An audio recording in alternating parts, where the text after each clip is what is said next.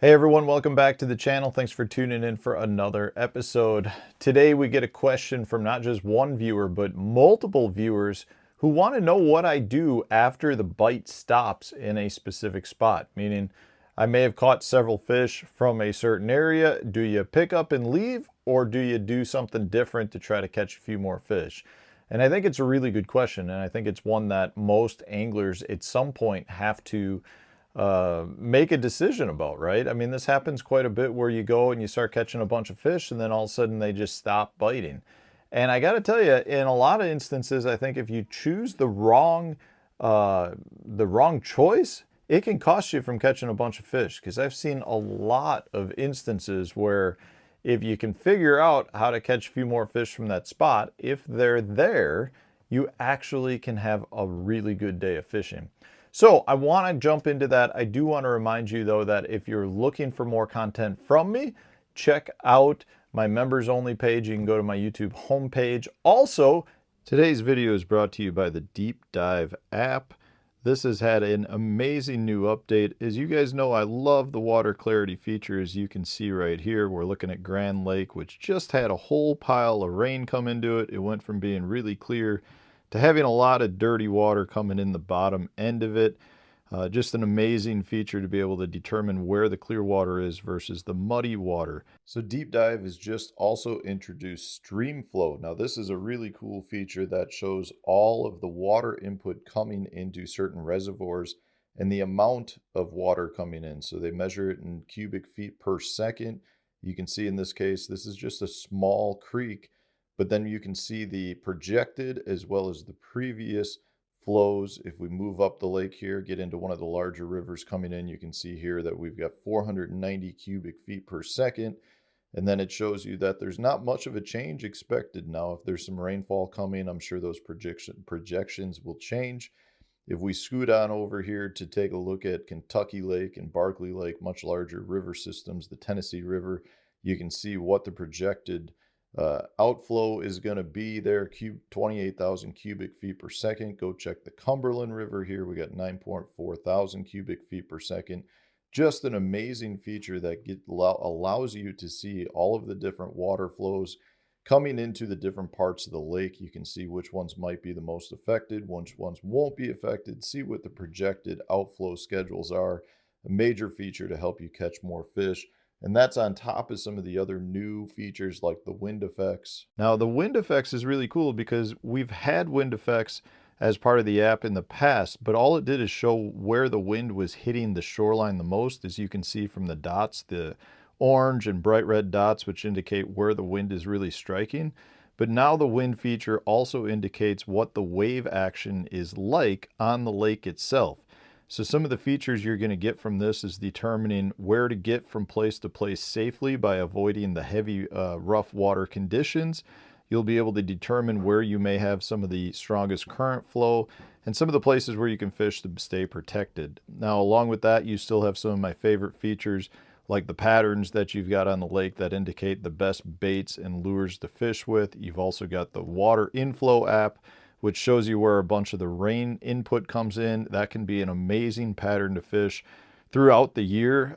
Just a great feature to have. So many positive features anytime you're fishing or using the Deep Dive app. Just points you in the right direction to catch more fish. Whether you're a tournament angler or a local fun fisherman that's just out to catch a few fish, the Deep Dive app will help you catch more fish next time you're out on the water. So if you had a spot where you're no longer getting bit, one of three things happened, right? You either caught all the fish, and there are no more fish to be caught. You either have more fish there and you can get them to bite, or you have more fish there and you're not going to be able to get them to bite. Generally speaking, I don't necessarily feel like option one is what happens. If you caught a bunch of fish from a spot, you probably didn't catch all of them, and there's still some to be had. Now the question is, can you get them to bite? Now I will state though at the same time that there are some instances where you can determine that you may have actually caught all the fish or the fish moved on you. I've seen this happen on a lot of clear water fisheries like the Great Lakes. You can kind of do this with forward-facing sonar at times where you can actually see the fish physically or with your electronics, so you know if there's still fish there. In some instances, the school of fish moved. In some instances, you caught the fish and they moved after you caught them. So it is possible that you caught all of the fish or they're no longer there. If you think there are still fish there, though, I like to think that you're going to be able to get some to bite. Now, what I will say is if I fished an area for a while and I caught a lot of fish, I'm going to make some switches to different baits. But I'm not going to fish an area to the point where I feel like, okay, I've tried 35 different baits. I'm usually going to make the choice to go with the complete opposite of what I was using. So for example, maybe I was catching them on a deep diving crankbait, right? I'm fishing it fast, really just pounding the bottom, trying to get a reaction strike. Well, if I'm not getting bit on it anymore, I'm going to switch to something completely different. So a drop shot or a shaky head or a wacky rig, something that I can really finesse through that area, try to generate a few more strikes. This usually will work if there are more fish there. Now I'll do the complete opposite. Maybe I was catching them on a finesse presentation. If that bite stops, then I'll try to go with something much faster moving, a power fishing bait, chatterbait, lipless, something along those lines where I can try to create a reaction strike, because if the fish did wise up to your bait, there's a good chance that you need a reaction bite to trigger them again. And when you trigger them to go again on a reaction bite, a lot of times you can catch 2 or 3 real quick again on back-to-back-to-back casts. And I do think the fish do wise up to your baits. You know, there are a bunch of studies that Berkeley has done where they've actually found that if you put a new bait in a tank of fish, the fish, almost every one will bite that very, very quick. But after they bite it once, some of those fish won't bite that bait again for really long periods of time. So I'm talking like days upon days. Other fish, they might bite it 2 or 3 times and then they stop biting it. So they definitely, in a tank with baits, and the baits don't have hooks, they're just seeing if the fish will respond to it. What we find is that the bass will respond very quickly to a new bait that's in their area, but if you keep throwing the same bait, they'll wise up to it. So I do think it makes a lot of sense to change. Now, I think you can also go ahead and change not just the bait style, but the retrieve style. So let's say you don't have a lot of baits with you and you're catching them, say, on a shaky head, and you were dragging it on the bottom, just working it slow. Change the retrieve up. That can work too. So maybe instead of just dragging it, you go to hopping it. And you're really just trying to generate the reaction strike and give the fish a different appearance. So changing your retrieve can work really well too. Maybe you were catching them on a crankbait with a nice steady retrieve. Well, vary it up, stop and go, start ripping it, really try to work it different. A lot of times that's what you need to generate more strikes. And then the third thing that I'll do is switch colors. So maybe in some instances I was catching them on a shad colored bait. Maybe I'll switch it up and go completely different with a dark colored bait. Those are little things too that can generate an additional fish here or there. Now, I will say usually when you start catching them really good in one spot, what you find is that you'll catch a lot more than when you change up your baits. So you generally don't catch like 4 or 5, change up your baits and then catch 20. You usually catch 10 or 15 and then change up your baits after the bite stopped and catch another 3 or 4. That's partially because you've caught a bunch and there's less fish. It's partially because the fish have become a little bit more leery.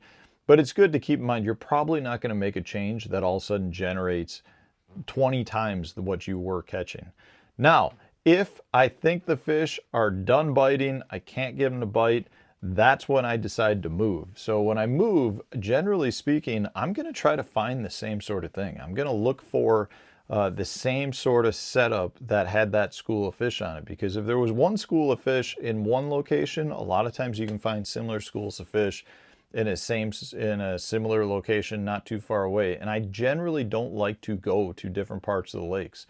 If I'm fishing a man-made reservoir and I find them in one creek, I'm going to try to find them in the next creek over or in a different part of that creek. If I'm fishing a natural lake and I caught them on a deep hump, I'm going to try to find them on another deep hump that's close to that. Because a lot of times the fish that are acting and setting up in a certain manner in one part of the lake isn't necessarily happening in another part of the lake. So it's good to keep in mind that if you found a school of fish and you're trying to look for a similar setup, stay in that zone. Don't necessarily make a big long run to go somewhere else.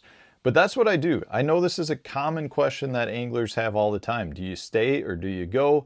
And in this case, I think if you caught a bunch of fish before you leave, you should switch up your tactics a little bit and try to generate a few more strikes. You might find that that catches you a few extra bites, and a lot of times I do feel like that generates a big strike for you too. Just something I've noticed over the years, especially with largemouth. Smallmouth, a lot of times you catch the biggest fish first. Largemouth, a lot of times you get weed through little ones and then you get surprised with a big one. Anyways, I hope this was helpful. If it was, hit the like button, subscribe to the channel if you haven't done so already. Stay tuned, new video coming out tomorrow.